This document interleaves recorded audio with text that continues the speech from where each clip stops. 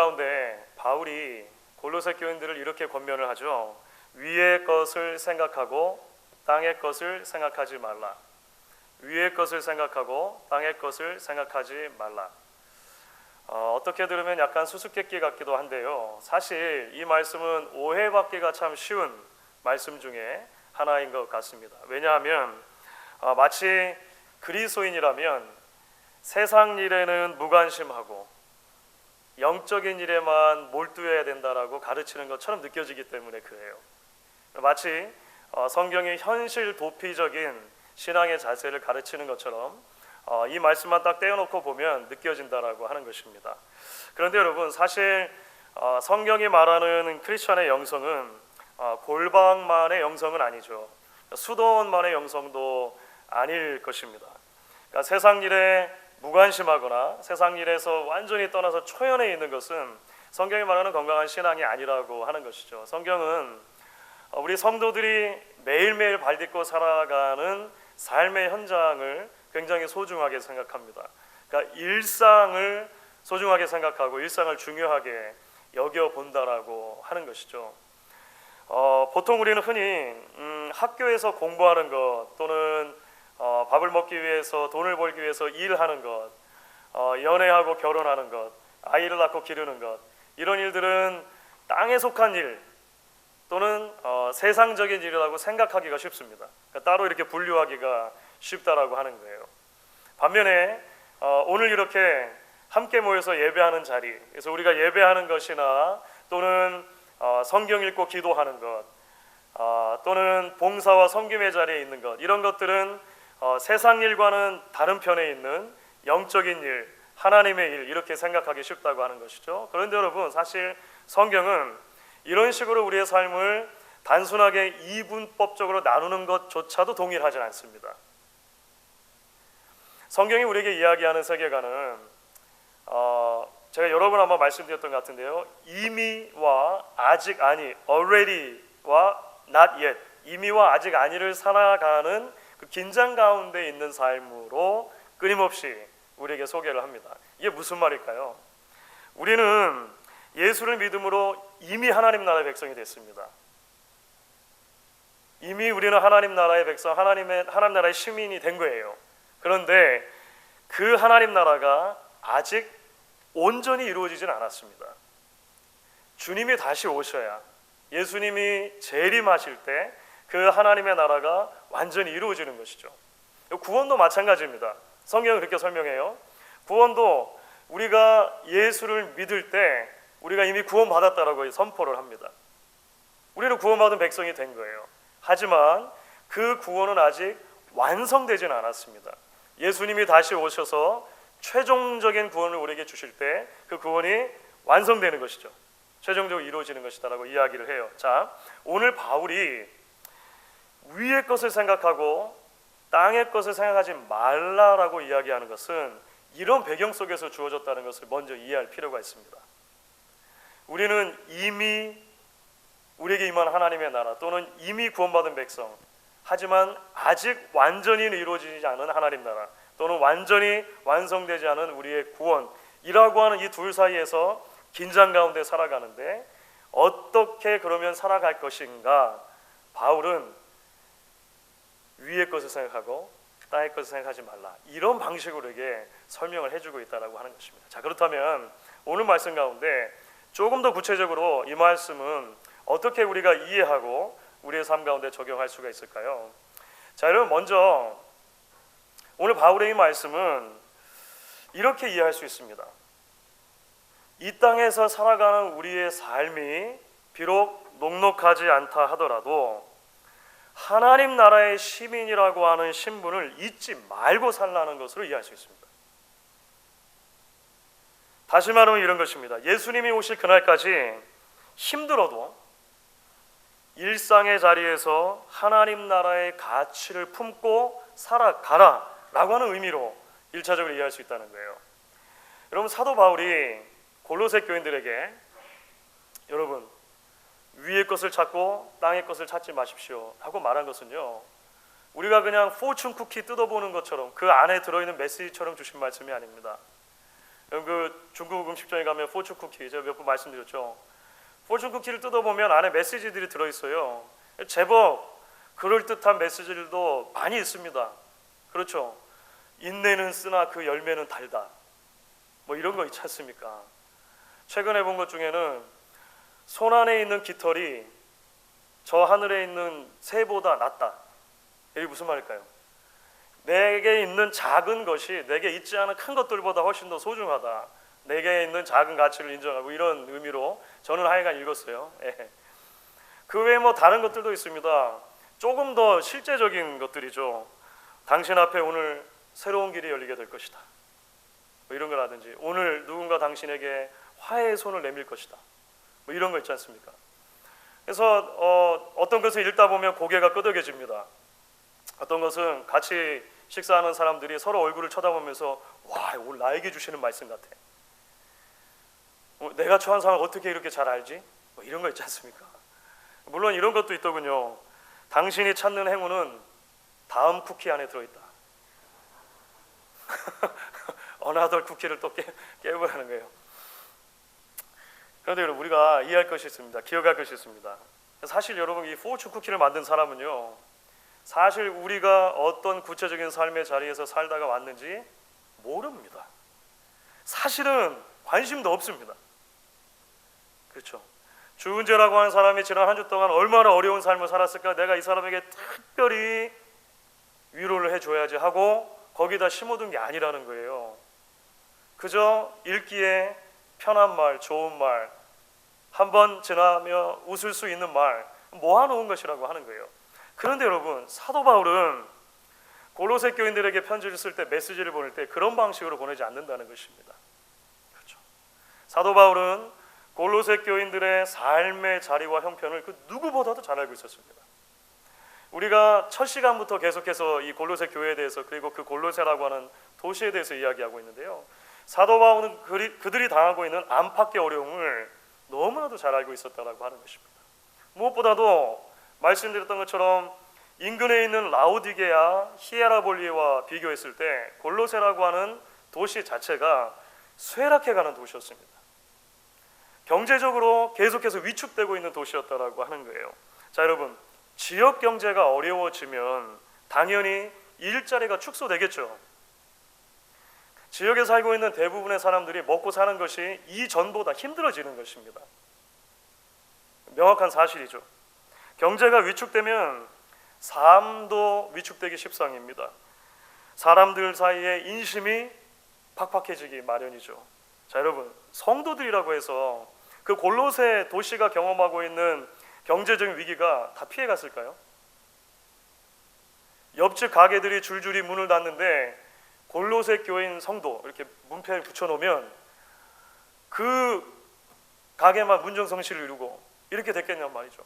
로마 정부에서 나와서 시장을 돌아다니며 세금을 걷어갈 때 골로새 교회 성도라고 하는 명패를 보고 넘어가 주겠냐는 거예요. 그렇지 않겠죠. 또 이 골로새라고 하는 지역은 사실 지질학적으로 볼 때 지진이 잦은 곳이었다라고 역사가 기록합니다. 지진이 잦은 곳. 왜냐하면 화산지대에 있었기 때문에 그래요. 그러니까 이게 자연재해로부터 늘 이 위험을 당할 수 있는 요소가 있었어요. 히에라볼리라고 하는 지역을 말씀드렸잖아요. 인근에 있는 이 히에라볼리는 사실은 화산의 덕을 보는 도시였습니다. 왜냐하면 히에라볼리에는 화산 때문에 온천이 터졌어요. 웬일입니까? 온천이 터져가지고 그 주변에서 히에라볼리 가면 좋은 온천이 있다 소문이 난 거예요. 그래서 그곳이 관광 특구가 될 수 있었던 아주 중요한 요인이 거기에 있습니다. 그런데 골로새라고 하는 지역은 참 운도 없죠. 화산의 덕보다는 해를 더 많이 본 거예요. 지진이 자주 일었고, 특별히 역사는 AD 61년에서 62년 사이에 아주 큰 대지진이 있었다고 기록합니다. 얼마나 지진이 컸냐면 그 도시 전체가 다 망가져서 그 뒤로는 역사 속에서 골로새라고 하는 도시가 도시의 기능을 못하는 거예요. 역사의 뒤안길로 사라졌습니다. 공교롭게도 대부분의 신학학자들은 골로새서가 쓰여진 시기를 그 지진이 있었던 시기와 거의 비슷한 것으로 봅니다. 그러니까 조금 직전 정도로 생각하는 거예요. 자, 여러분 마찬가지죠. 지진이 막 일어나가지고 자연재해를 당하고 있는데 성도의 집들이라고 해서 이제 피해 갔겠습니까? 사방의 집들은 다 무너져서 넘어지는데 우뚝 하나 솟은 건물이 있어서 보니까 골로새 교회 성도더라. 그러지 않았겠죠. 시장통이 다 깨져나갈 때 교인 가게만 멀쩡하고 그러지 않았을 것입니다. 자, 그러면 여러분 교회는 어땠을까요? 교회는 삶이 팍팍하면 교인들이라도 사랑에 넘쳐가지고 교회를 가서 위로를 받으면 좋잖아요. 그리고 우리에게 대단히 큰 삶의 힘이 되지 않습니까? 세상에서 힘들고 어려웠던 마음이지만 그래도 교회 나오면 사르르 풀어지고 천사 같은 성도들 함께 보면서 위로와 격려를 받고 막 그런 공동체면 좋잖아요. 그런데 여러분 우리가 골로새서 처음부터 우리가 함께 살펴보면서 잠깐 말씀드렸던 것처럼 교회도 교회 나름의 문제를 가지고 있었어요. 그런 현실이 아니었다라고 하는 것입니다. 성도들 사이에 갈등이 여전히 있었습니다. 다툼과 나누임이 있었습니다. 하나 되지 못함이 여전히 교회 안에 있었던 거예요. 거기에 더해서 지난주 저희가 함께 나눴던 것처럼 이제 잘못된 가르침이 밖에서 들어오기 시작했다는 것입니다. 그러니까 교리적인 부분에 있어서도 신앙적인 부분에 있어서 흔들리기 시작했다는 것이죠. 자, 이렇게 듣고 보면 여러분 이 골로새 교회라고 하는 교회는 삶과 그들의 신앙에 있어서 사실 대단히 큰 위기 가운데 놓여 있는 교회라고 말할 수 있습니다. 지난주에도 그 위기라고 하는 말씀을 잠깐 드렸죠. 바울은 성도들의 이 구체적인 삶의 자리를 너무나 잘 알고 있습니다. 그리고 그 성도들의 삶의 자리 안으로 오늘 이 메시지를 던져놓고 있는 거예요. 뭐라고 말했다고요? 여러분 위의 것을 생각하지 말고 위의 것을 생각하고 땅의 것을 생각하지 마십시오. 위의 것을 찾고 땅의 것을 찾지 마십시오. 이렇게 이야기를 하는 거예요. 이건 무슨 말일까요? 1차적으로 바울은 이렇게 말하는 것입니다. 사랑하는 여러분, 이 땅에 사는 것이 쉽지 않으시죠? 마음처럼 되지 않으시죠? 하지만 기억하십시오. 여러분은 하나님의 자녀입니다. 하나님의 백성입니다. 이 땅에 눈에 보이는 것이 전부가 아닙니다. 바울은 그 말하고 싶은 거예요. 비록 여기 사는 동안 크고 작은 환난과 어려움이 있지만 여러분의 삶은 하나님 안에 있는 것입니다. 하나님 안에. 여러분의 생명의 진가는 예수 안에서 하나님이 감추어 두신 바로 그것에 있는 것입니다.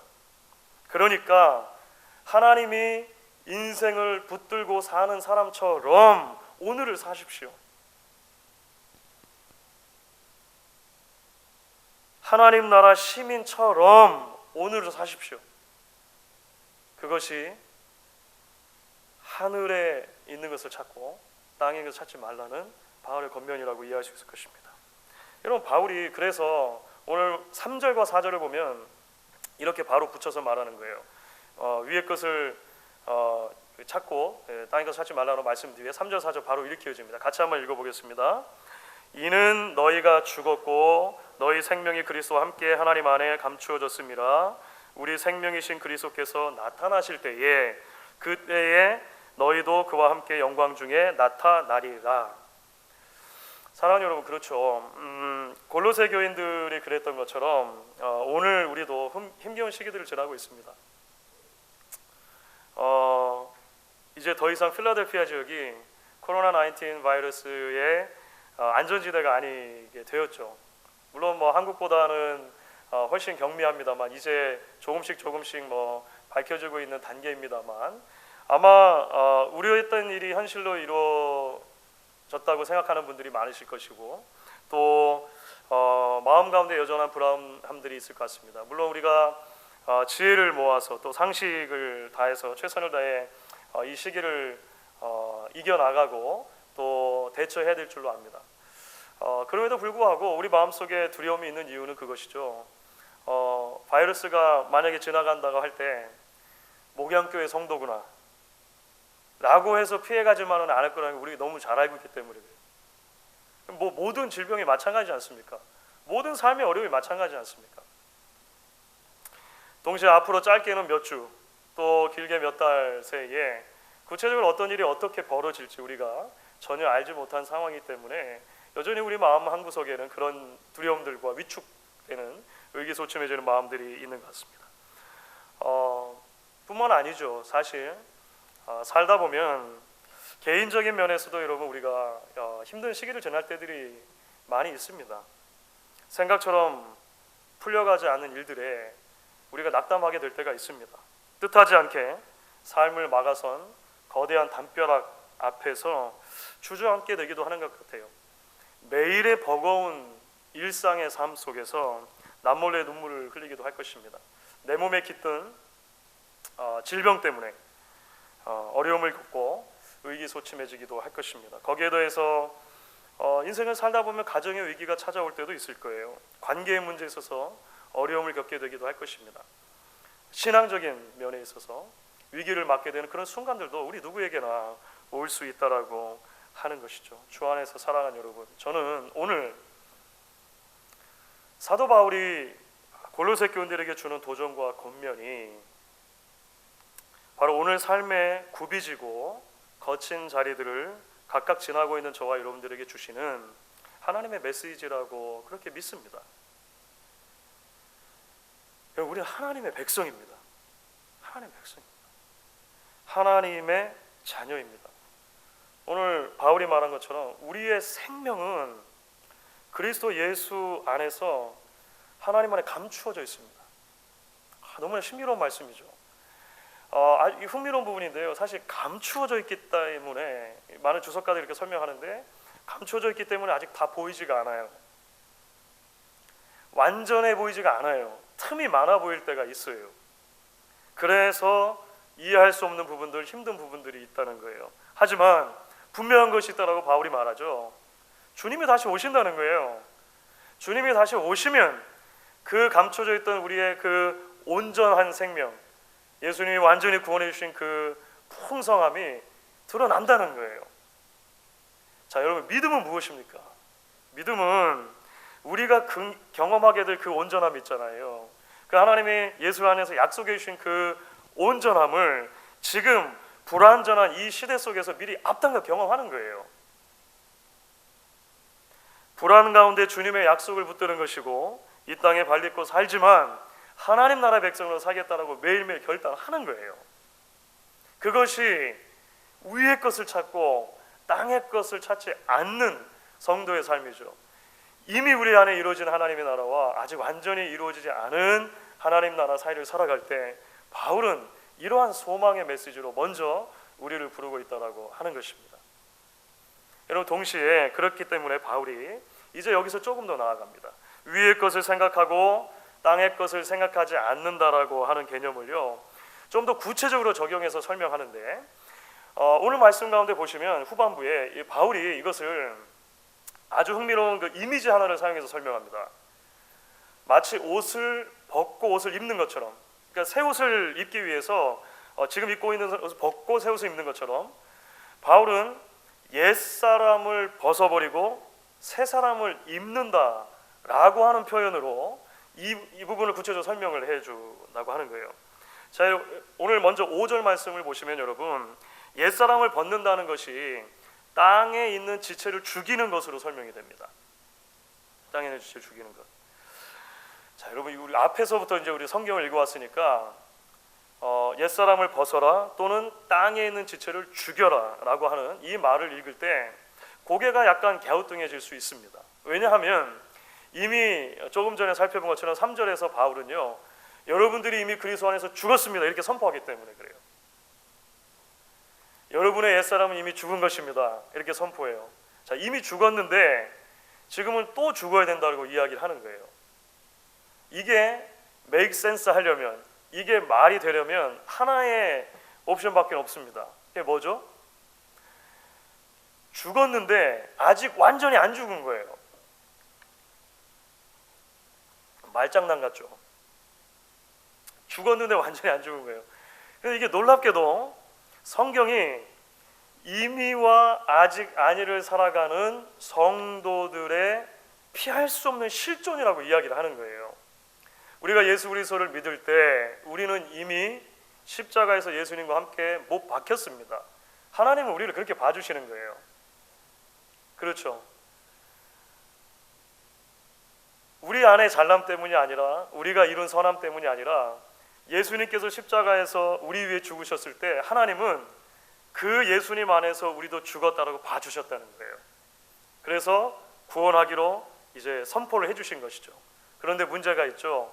아직 옛 본성이 완전히 다 사라지진 않았다는 거예요. 왜냐하면 구원이 아직 완전히 임한 게 아니기 때문에 그렇습니다.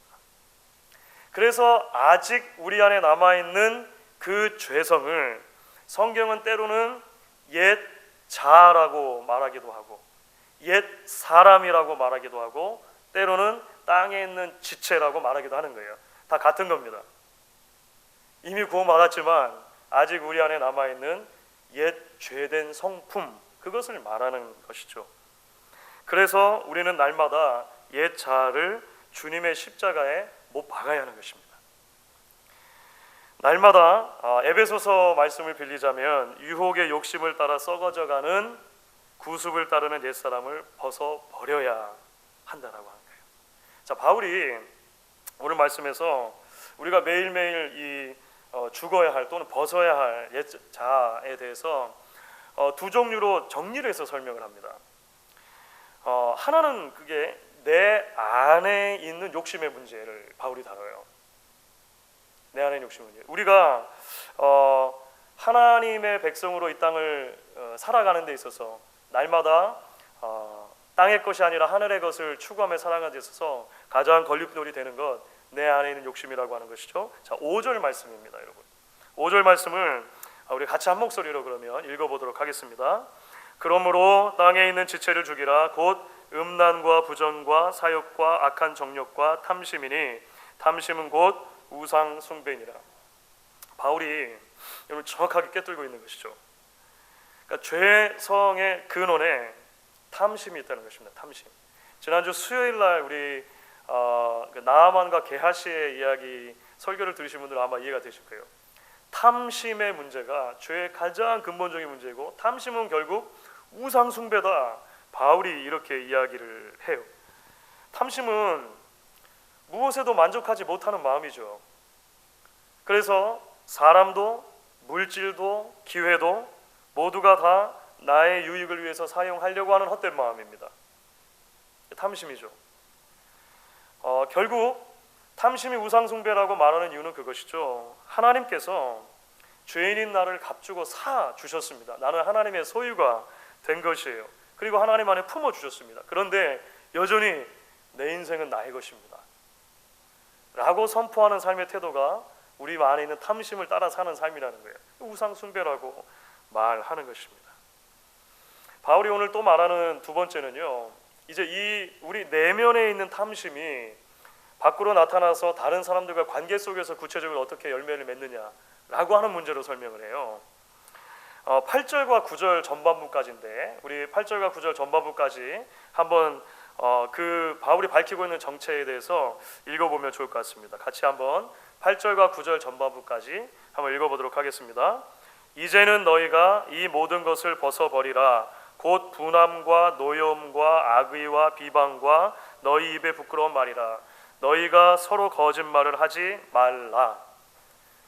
자, 여러분, 내가 죽지 않으니까 늘 남을 향한 분노가 있는 거예요.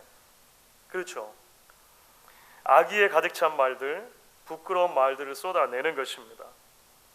하나님의 말씀에 비추어서 나를 돌아보고 내 안에 있는 탐심을 죽이고 나를 바꾸어야 하는데, 탐심이 가득 차면 나를 바꿀 수가 없죠. 나를 바꿀 수 없으니까 누구를 바꾸려고 합니까? 남을 바꾸려고 하는 거예요. 그러면 관계가 틀어지는 것입니다. 오늘 바울이 말하는 여러 단어들은 다 그런 관계 속에서 등장하게 되는 단어들이 되는 것이죠. 제가 아주 잘 아는 한 분이 어제 본인의 페이스북에 이런 글을 올렸더라고요.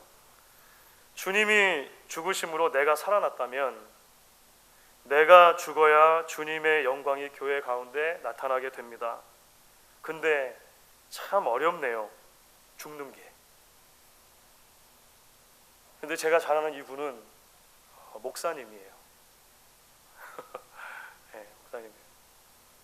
사랑하는 여러분, 그렇죠. 매일매일 죽는 게 쉬운 일이 아닙니다. 사도 바울도 그래서 내가 매일 죽노라 이렇게 말하잖아요. 여러분, 그래서 오늘 말씀 가운데 바울이 말하는 옛자를 벗어버리는 것 또는 죽는 것과 반대편에 있는 또는 아주 중요하게 연결되어지는 다른 개념을 설명할 수밖에 없죠. 그것은 새 사람을 늘 입는 것입니다.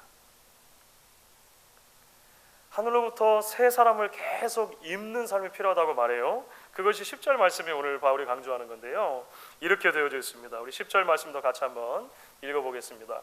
새 사람을 입었으니 이는 자기를 창조하신 이의 형상을 따라 지식에까지 새롭게 하심을 입은 자니라. 그렇습니다. 새 사람을 입는다는 것은 결국 매일매일 하나님이 기뻐하시는 삶을 살기로 결단하는 것이고요. 10절 말씀에 의하면 매일매일 하나님을 닮아가는 것입니다. 하나님의 성품을 내 안에 품어가는 것입니다. 여러분, 제가 웨스트민스터 신학교 다닐 때 아주 악명 높은 선생님 한 분이 계셨습니다. 이분이 특히 페이퍼를 써서 내면 아주 깐깐하게 보는 걸로 유명하셨어요. 제가 언제 한 번 이 말씀을 드린 적이 있는지 모르겠습니다. 요즘은 사실 이제 학생들이 표절을 한다든지 뭐 이렇게 하면 인터넷으로 검색할 수 있는 그런 이 장치들이 있습니다. 겹치는 글자들을 찾아내는 장치도 있는데 예전에 그렇지 않았거든요. 이 선생님은 항상 학생들이 페이퍼를 다 내고 나면 학생들 페이퍼를 한 손에 들고 도서관을 막 돌아다니세요. 그러면서 학생들이 인용한 책을 직접 본인이 찾아서 꺼내 보셔가지고 이게 진짜 맞게 인용이 됐나, 혹시 따옴표를 잘못 치지는 않았나, 뭐 이런 거 있지 않습니까? 빨간색으로 막 하시고 하여간 이러던 선생님이 계셨어요. 선생님이 학기 초에 늘 이렇게 말씀하셨습니다. 여러분, 도서관에 가면 이 과목에 대한 샘플 페이퍼가 있으니 가서 잘 살펴보시고 여러분들 페이퍼 쓰는데 참고하시기 바랍니다.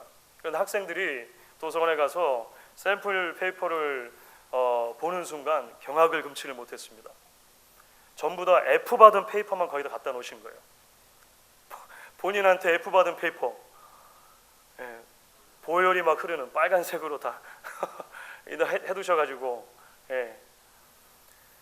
그러니까 이렇게 쓰면 안 된다라고 하는 나쁜 예만 들어놓으신 거죠. 사실 좀 너무하시잖아요. 그래가지고 결국은 한 학생이 나섰습니다. 한국 분이셨는데 이미 이제 일반 다른 대학에서 박사학위를 다른 것으로 하시고 사회생활을 하시던 그런 어떤 전문직이셨는데 늦게 콜링을 받고 이제 신학교로 오신 거예요. 지금은 어느 아프리카의 다른 나라에 선교사로 가 계시는 분인데 이분이 교수님 찾아갔어요. 그래서 교수님께 말씀을 드린 거죠. 교수님, 부정적인 샘플도 의미가 있지만 긍정적인 샘플을 갖다 놓으시는 게 학생들에게 훨씬 도움이 됩니다. 그러니까 잘 쓴 페이퍼를 갖다 놔야 학생들이 보고 흉내라도 내지. 못 쓴 페이퍼를 갖다 놓으면 어떻게 하십니까? 그래서 교육학적으로도 그것이 좋다고 사료되오니 참작해 주시기 바랍니다. 하여간 이렇게 말씀을 드렸어요. 자, 여러분 어떻게 됐을까요? 기적이 일어났습니다. 선생님이 마음을 바꾸셨어요. 저희는 이 선생님의 마음을 안 바꾸실 줄 알았는데 마음을 바꾸시고 이제 페이퍼가 바뀌기 시작했습니다.